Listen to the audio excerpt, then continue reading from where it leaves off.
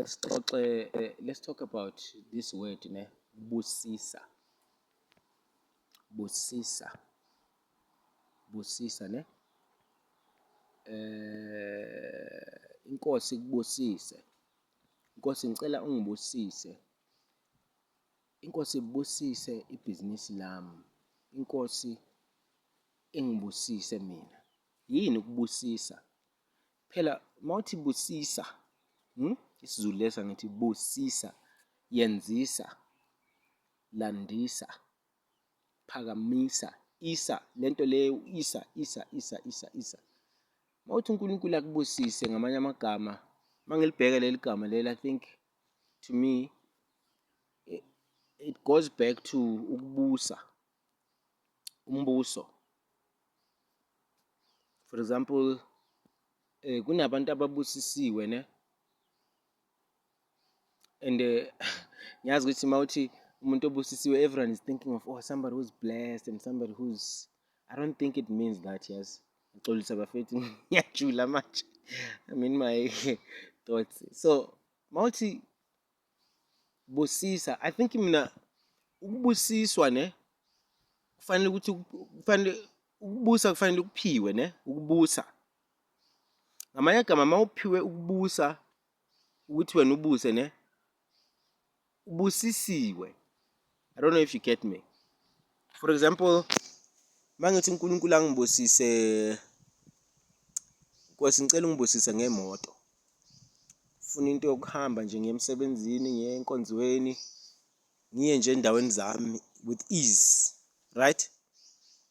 Ufuna ukubusa in that department. Kusho ukuthi ngamanye amagama abanye abantu mabesacela ama-lift, bacela ugitshezwe emotweni, wena in that department uyabusa, you're in charge because you've got your own car. So uNkulunkulu sekwenze wanjani wabusa, ukubusisile. You cause me to reign, you cause me to triumph, you cause me to be above. Wena Nkosi wenza ukuthi mina ngibuse, ungenza ngibuse, uyangibusisa. Ngamanye amagama uthola ukuthi isikhathi into obungayifuni uthi yazi uyangibusisa mina ngingafuni ukubusa. I don't know if you guys get it. Ukubusisa, busiswa. Ubusiswa ngulo muntu lo he is caused to reign. How kanti wena wabusa kanje, ubani okubusisa owenza ukuthi ubusiswe ubani? Mina yazi uncle ngifakele nje yazi ngikhulumele lapha emsebenzini vele abavele bangifaka so no. Manje uphethe vele kanti uphethe. Mfethu nje ubona ngibusa kanje, ngibusiswe umalume. I don't know guys if yenza sense or iyabheda but I'm thinking about it ukuthi mawuthi umuntu ubusisiwe, mawuthi umuntu uNkulunkulu akubusise, futhi akusuNkulunkulu yedwa obusisayo ngale version le ngibeka ngakhona, because ungabheka like for example the Western countries, ne? They have a tendency of usurping power from African countries and then planting their puppets. Leyo puppet leyo ephethe lapho ebusayo ihlukumeza abantu, iphilisa abantu kabuhlungu because of the Western countries. Leyo puppet liyazenzani, ne? Iyabusa. Ubani oyibusisayo la? Ibusiswa ngama-Western powers. Bamenze wabusa engafanele ukubusa. Hawu ubusisiwe. Nguye ubusiswa ke loyo. Busiswa. Bayambusisa. Akadeserve ukubusa kodwa yena uyabusa. I don't know. Let's about it ukuthi ukubusisa yini mawuthi umuntu makathi umuntu emthandazweni inkosi ikubusise. Into emnandi ngesiZulu nangesintu nje ukuthi kunamagama athile that you hear for the first time and you immediately know ukuthi leli lesintu leli. Yabo like ukubusa, ne? There is no way English engena khona ukuthi no influence. Of course izitulo, amavinkili, ingilosi, siyaweza lamagama mawulibiza ukuthi that's Indo-European, that's a European language that has been brought down to our languages and accepted even though it's not really originally from that language. But lawo wesintu, ne? Malibizwa nje kanje igama lakhona likhulunywa lizwe ukuthi umntwana. Okay.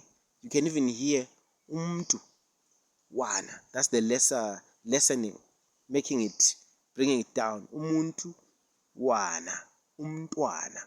Mara kubusisa uyalizwa nje lelo uthi ayisizulu ke lesi. This is and isintu. So it's original to us. So mawuthi emuntwini inkosi kubusise, ngicabanga ukuthi mina it simply means ukuthi inkosi kwenze uphathe kuleyo ndawo leyo o consent ngayo. Kunabantu ababusayo ba drive imoto, uyabusa in that department. Kunabantu akasokole in transport, kunabantu abanamakhosikazi, abanye abantu abanawo amakhosikazi. Uthandazile umuntu wathi inkosi ngicela ungibusise ngonkosikazi oqotho, uNkulunkulu wakwenza kwenzeka. Hawu seyabusa ke le ndoda, imphethe unkosikazi naye. Is reigning. He is in a place of advantage when it comes to that thing leyo abusiswa ngayo. Hawu ndoda uyabusa nje.